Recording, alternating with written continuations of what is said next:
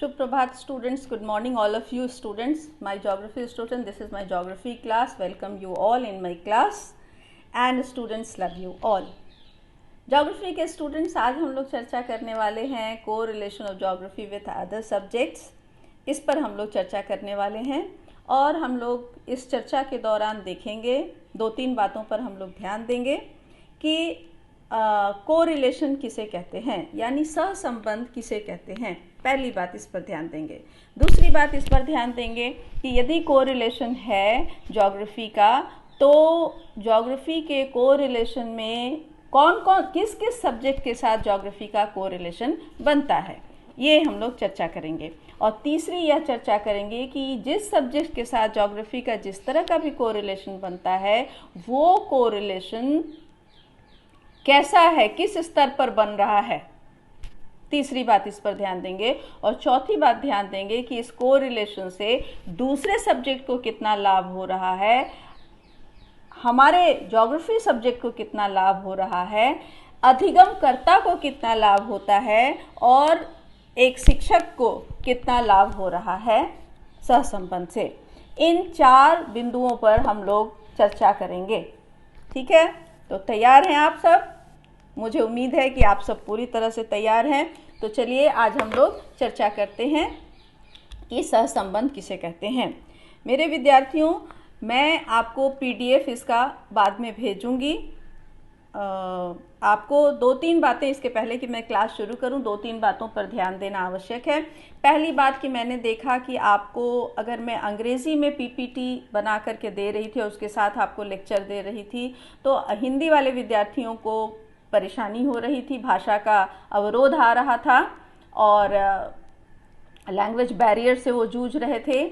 और मैं अगर हिंदी में पीपीटी बनाना एक दुष्कर कार्य है और पीपीटी बनाने के बाद फिर अंग्रेज़ी के विद्यार्थियों को वही तकलीफ़ हो जाएगी कि अंग्रेज़ी में टर्मिनोलॉजी नहीं पता है, अंग्रेज़ी में नोट्स नहीं मिल रहे हैं, तो वही दुख उनको भी हो जाएगा. मुझे लग रहा था कि यदि मैं अंग्रेज़ी में दे रही हूँ पॉइंट्स, तो हिंदी वाले हिंदी में पॉइंट्स को कन्वर्ट कर लेंगे और बना लेंगे. लेकिन ऐसा लग रहा था कि उनके लिए ये दुष्कर हो रहा है, मुश्किल हो रहा है.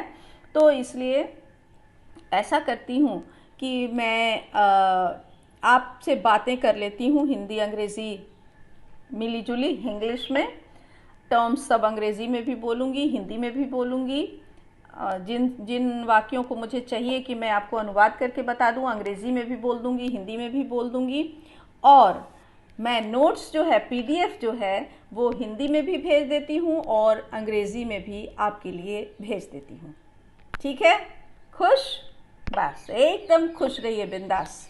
चलिए आज हम लोग बातें करते हैं कि सहसंबंध किसे कहते हैं. Correlation, what is correlation?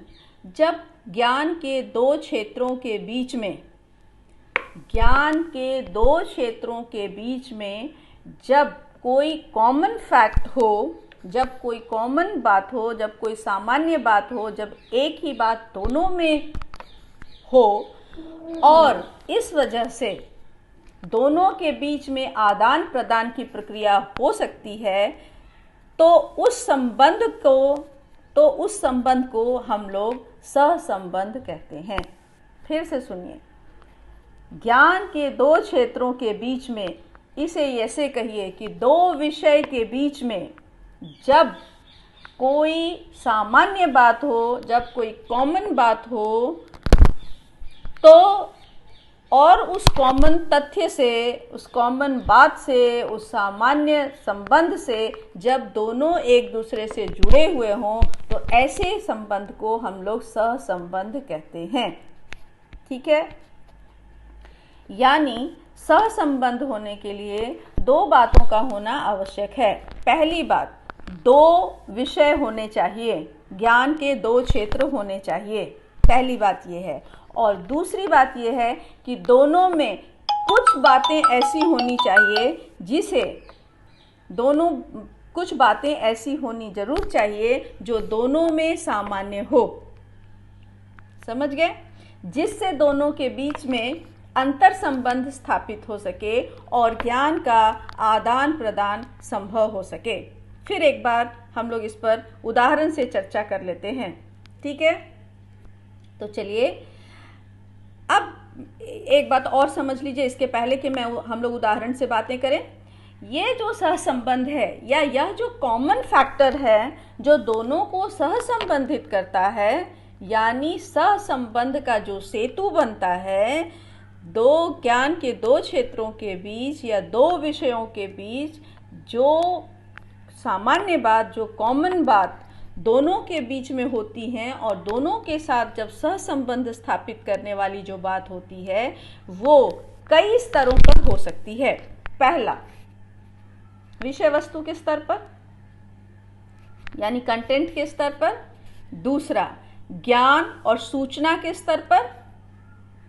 तीसरा, कॉन्सेप्ट के स्तर पर यानी संकल्पना के स्तर पर हो सकता है। चौथी बात, स्किल के लेवल पर हो सकता है यानी कौशल के स्तर पर हो सकता है।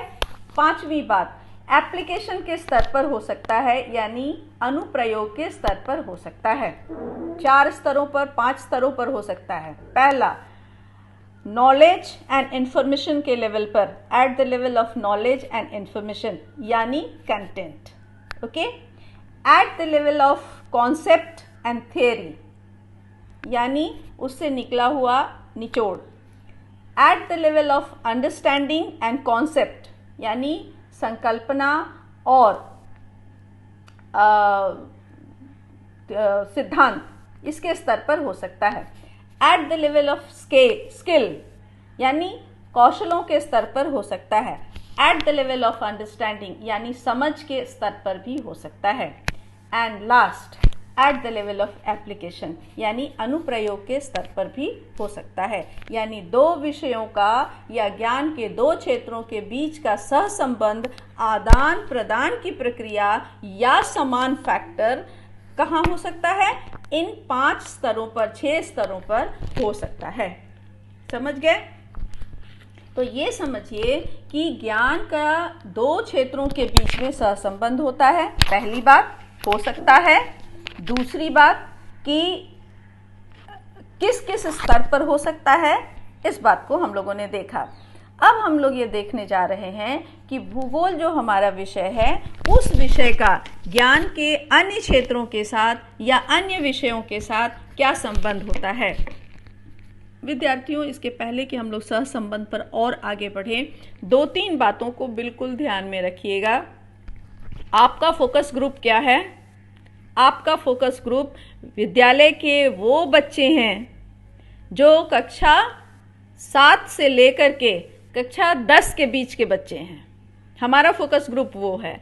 ध्यान देने की बात है कि उस फोकस ग्रुप में, वो जो हमारा फोकस ग्रुप है, उस फोकस ग्रुप में सोचने समझने की एक अच्छी क्षमता आ गई है। उस फोकस ग्रुप में तार्किक क्षमता बहुत अच्छी आ गई है। उस फोकस ग्रुप में निर्णय लेने की क्षमता आ गई है। उस फोकस ग्रुप में एक दूसरे के ज्ञान के दो क्षेत्रों के बीच में ट्रांसफर ऑफ लर्निंग करने का स्किल भी डेवलप हो रहा है। हमको इसी स्किल को यूज करना है और इसी स्किल को हमको और मजबूत करना है ताकि हमारे स्टूडेंट्स इंटरडिसिप्लिनरी एक विकास कर सकें, उनका सर्वांगीण विकास हो, उनके व्यक्तित्व का टुकड़े टुकड़े में विकास ना हो, बल्कि उनका विकास जो उनके व्यक्तित्व का या उनके ज्ञान का विकास हो, एक कंप्लीट नॉलेज का, एक कंप्लीट ज्ञान का विकास हो। यानी एक कॉन्सेप्ट, ऐसे कॉन्सेप्ट का विकास हो जो उनको जीवन में जितने भी ज्ञान के क्षेत्र हो सकते हैं, उन सब ज्ञान के क्षेत्रों में वो उसको बराबर से अप्लाई कर सके, उसका अनुप्रयोग कर सकें। ठीक है? अगर जब हम उनको जोड़ घटाव गुणा भाग यदि सिखाते हैं तो वे उस जोड़ घटाव गुणा भाग का प्रयोग बाजार में सब्जी खरीदते समय कर सकें, ये समझ लीजिए। समझ गए? तो इस तरह का जो सहसंबंध का जो हम लोगों को, उन लोगों के बीच में सहसंबंध करने की क्षमता हम लोग को विकसित करना है। तो इसके पहले कि हम उनको यह सहसंबंध सिखाएं, हम शिक्षकों को जानना चाहिए कि भूगोल का सहसंबंध अन्य विषयों के साथ क्या हो सकता है और हम उनको भूगोल कैसे सिखाएं कि अन्य विषय में उनकी पकड़ अच्छी मजबूत हो। और दूसरी बात एक ये है कि अन्य विषयों से वो क्या चीज़ ग्रहण करें कि वो भूगोल को अच्छी तरह से समझ सकें। ठीक है विद्यार्थियों, आप समझ रहे हैं।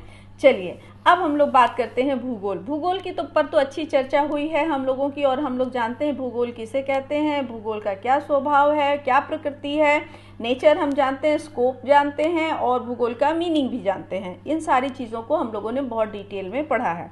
आज हम लोग देखते हैं कि उस भूगोल का दूसरे विषयों के साथ क्या संबंध हो सकता है। ध्यान रखिए विद्यार्थियों, दूसरे विषय क्या क्या होते हैं। अब दूसरे विषय पर ध्यान रखिए। दूसरे विषय के कितने क्षेत्र हो सकते हैं, हम लोग एक मोटा मोटी इसको क्लासिफाई करते हैं। We will classify in a broad categories. Okay, तो ब्रॉड कैटेगरीज में how we will classify, the first classification will be the social science. Geography is itself a social science subject. भूगोल अपने आप में एक समाज विज्ञान है। तो पहला क्षेत्र है कि समाज विज्ञान के अन्य क्षेत्रों के साथ इसका सहसंबंध, पहला द फर्स्ट पॉइंट। दूसरा क्लासिफिकेशन, विज्ञान के साथ द प्योर साइंस, विज्ञान के साथ इसका क्या सहसंबंध हो सकता है, दूसरा क्लासिफिकेशन। तीसरा क्लासिफिकेशन क्या होगा, यानी लैंग्वेज और लिटरेचर के साथ इसका क्या संबंध हो सकता है, यानी भाषा और साहित्य के साथ इसका क्या संबंध हो सकता है। चौथा, आर्ट एंड क्राफ्ट कल्चर, यानी जीवन के कला और दस्तकारी और सांस्कृतिक पक्ष के बीच और जो भूगोल में क्या संबंध हो सकता है। पांचवा जो क्षेत्र हो सकता है वह है तकनीक, आईसीटी, कंप्यूटर। और अगला क्षेत्र क्या हो सकता है, छठा, वो है गणित। समझ रहे हैं। एक क्षेत्र और होता है, वो है जीवन के व्यवहारिक क्षेत्र। ठीक है, तो जीवन के व्यवहारिक क्षेत्र इन सारे क्षेत्रों से मिले जुले होते हैं। अगर आप चाहें तो उसको अलग क्लासिफाई कीजिए, अगर आप नहीं चाहते हैं तो इन्हीं में से हम जीवन के क्षेत्र ढूंढ लेंगे। तो इस तरह से आपने देखा कि भूगोल के अन्य विषयों के साथ कितने गहरे अंतः संबंध हो सकते हैं, क्या क्या विषय हो सकते हैं जिनके साथ इनका संबंध हो सकता है। अब इन विषयों में हम लोगों ने देखा सोशल साइंस, समाज विज्ञान, साइंस, मैथ्स, गणित, कंप्यूटर साइंस, आईसीटी, सूचना एवं संचार तकनीक। फिर हम लोगों ने देखा भाषा और साहित्य, लैंग्वेज एंड लिटरेचर। और छठा हम लोगों ने देखा art and craft and culture. ठीक है, तो ये कल्चरल एस्पेक्ट्स, तो ये हम लोगों ने 6 भाग हम लोगों ने देखे जिनके साथ इनका सहसंबंध हो सकता है। ठीक है, अब एक एग्जाम्पल लेते हैं कि सहसंबंध को समझने के लिए एक उदाहरण लेते हैं। चलिए सबसे जुड़ा हुआ एक उदाहरण लेते हैं, सारे विषयों से जोड़ करके हम लोग एक उदाहरण लेते हैं ताकि आपका कॉन्सेप्ट क्लियर हो जाए।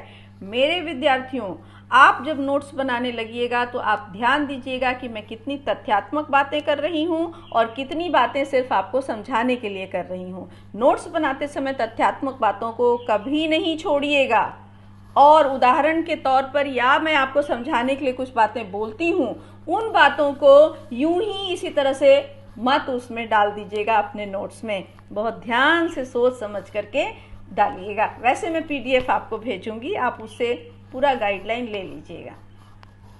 तो एक उदाहरण से समझिए कि मान लीजिए कि सहसंबंध हमको किसी तरह से भूगोल का एक विषय लीजिए, एक टॉपिक भूगोल का उठाते हैं। आपने अपने स्नातक स्तर पर कम से कम तो आप स्नातक हैं, तो आपने स्नातक स्तर पर आपने पढ़ा है कास्ट टोपोग्राफी, चूना पत्थर का जो जगह होता है, चूना पत्थर का इलाके की जो का उच्चावच, उसको आपने जरूर पढ़ा होगा, पक्के तौर से पढ़ा होगा।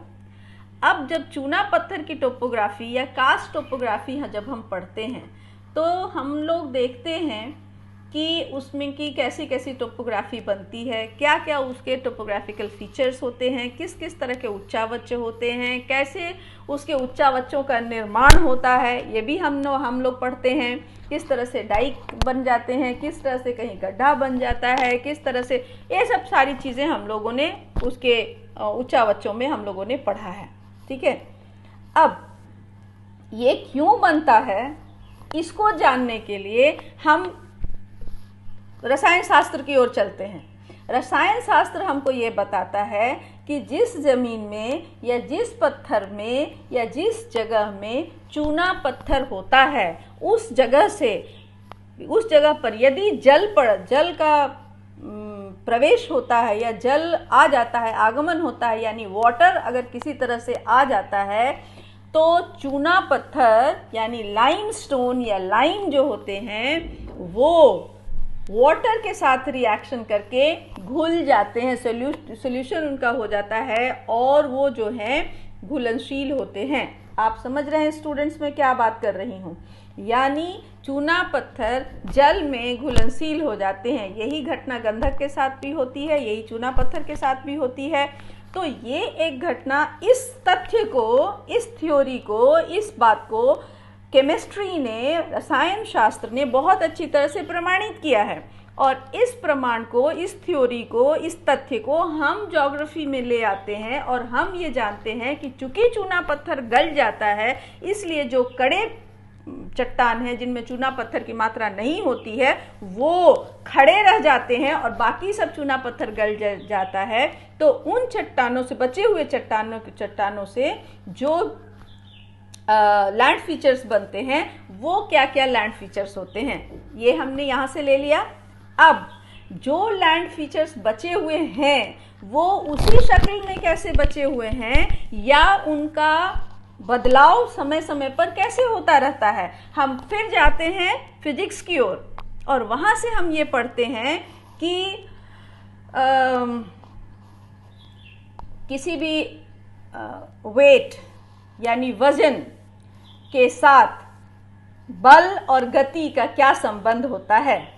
किसी भी वजन के साथ यानी वेट, फोर्स एंड स्पीड का क्या संबंध होता है, और वो अगर वो वेट या वो बॉडी किस तरह का है, उससे उसकी गति का क्या संबंध होता है। आप समझ सकते हैं मैं क्या बात बोल रही हूँ। यानी हम एनर्जी पढ़ते हैं, फोर्स पढ़ते हैं और स्पीड पढ़ते हैं। ये सारी चीज़ें जब हम उसमें पढ़ते हैं तब हम वहाँ से ये बातें फिर तथ्य लेकर के आते हैं कि जो बचे हुए की सामग्री है, जो हमारे पास जो चट्टान बचा हुआ है उसमें कितना वेट है, और उसमें जब कोरेशन की प्रक्रिया होगी, जब उसके अंदर से पोर्स निकल करके गल जाएंगे और वो हॉलो बच जाएगा, तो वो कितना स्पीड का जो वायु है, हमारा हवा है, विंड का झोंका को सह सकता है। तो झोंका को सहेगा तो कितना उसमें अपर्दन होने की संभावना है, अपर्दन हो करके वो किस तरह से कोरेशन हो जाएगा और वो किस तरह से वो जो है उसका ट्रांसपोर्टेशन किस स्पीड से होगा, किस दिशा में उसका ट्रांसपोर्टेशन होगा, और वो जा कर के कहाँ उसका सेडिमेंटेशन होगा, कहाँ वो उसका अवसाद जमेगा, जहाँ अवसाद जमेगा वहाँ का वेट कैसे बढ़ेगा, और कौन सा चीज़ यहाँ पर अवशिष्ट रूप में रह जाएगा जो टोपोग्राफिकल फीचर के रूप में हमको दिखाई देगा। आपने समझा, हमने केमिस्ट्री की तक की यात्रा की, हमने फिजिक्स की यात्रा की, और हमने देखा कि किस तरह से टोपोग्राफिकल फीचर्स ज्योग्राफी के लिए बच जाता है। अब हम लोग एक और चीज़ देखेंगे। इस टोपोग्राफिकल जब इतने स्पीड में, जब पर यूनिट स्पीड में इस वेट का अगर कोई सामग्री इतने समय में इरोजन हो रही है इस फोर्स के एयर से या वाटर से, तो वो कितने साल में यहाँ तक पहुँची होगी, इसका कैलकुलेशन करके हम उस जगह का ऐतिहासिक पृष्ठभूमि हमको पता चल जाएगा कि आज से 10 वर्ष पहले जब इतना इरोजन इस स्पीड से नहीं हुआ होगा तो यहाँ पर किस तरह का टोपोग्राफी रहा होगा? क्या लोगों का बसाव रहा होगा? अगर बसाव रहा होगा तो लोग कहाँ कहाँ बसे हुए हो सकते हैं, और जब लोग बसे हुए होंगे तो क्यों उनका उस जगह से पलायन हुआ होगा। और जब यहाँ से जो नदी निकल करके जा रही है, इस चूना पत्थर के इलाके से जो नदी निकल के जा रही है, वो नदी का पानी, चूना वाला पानी जहाँ जा रहा है, वहाँ के बसाव में ये पानी क्या हानि कर रहा है, या क्या उन लोगों को किस तरह की बस्तियों का निर्माण हो रहा है, उस जल से लोगों को क्या प्राप्त हो रहा है।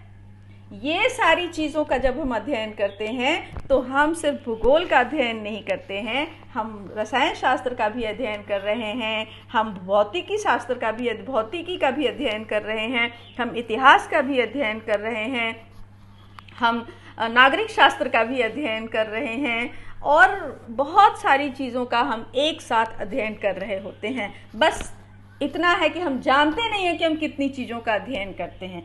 इसी को जानने की प्रक्रिया जो है वह सहसंबंध को समझने की प्रक्रिया है। मेरे विद्यार्थियों, आप समझ रहे हैं, आज की क्लास में हम लोगों ने चर्चा किया कि सहसंबंध किसे कहते हैं, भूगोल के साथ कितने विषयों का सहसंबंध हो सकता है, और सहसंबंध किस प्रकार से अपने आप खुद स्वतः स्थापित होते हैं। हमको सिर्फ उस सहसंबंध को समझने की जरूरत होती है। अगली कक्षा में मैं फिर आगे बताऊंगी कि अन्य विषयों के साथ भूगोल के क्या सहसंबंध हैं, किस प्रकार से हैं। एक एक विषय के साथ इसके सहसंबंध की तलाश हम लोग करेंगे। आज का क्लास इतना ही। All the best everybody, once again love you all, bye bye, फिर मिलते हैं, ठीक है।